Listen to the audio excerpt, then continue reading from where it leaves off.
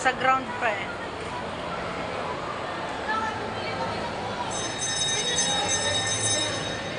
At ito nga guys, pasado alas 3 na, kami sa wakas ay makakakain na at pupunta na kami dyan sa baba, sa ground floor para kumain dahil alas 3 mahigit na.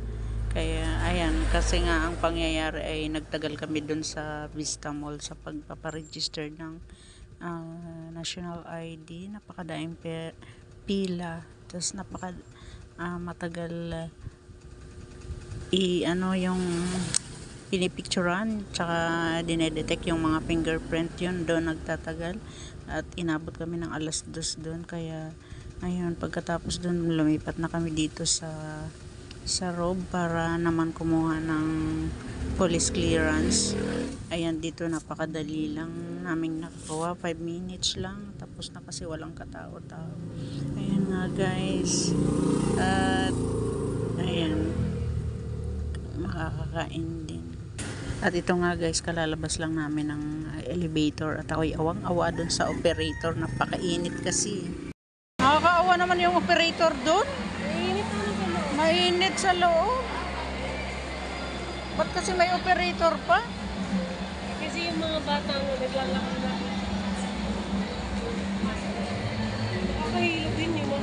Oo. Ako ngayon tutulog ka na pakaramdam mo ng salok. At ito na nga guys, kami ay hahanap ng makakainan at kami nga ay gutom na. Ayan, at lahat ay punuan sa Chowking, sa Mang Inasal ay punuan din at kami naghintay pa ng ilang minuto para mabakante ang isang upuan doon. Ayan, kaya ayun, kahit napunuan kami ay naghintay na rin dahil gusto nga ng asawa ko at ng anak ko doon kumain. At kahit ordinaryong araw, napakaraming tao dito sa Robinson. Ayan, siksika ng tao dun sa food court, sa iba't ibang brand ng ayan, food court. Napakadaming tao po. Araw ng Biyernes, daming tao dito. Bakit kaya?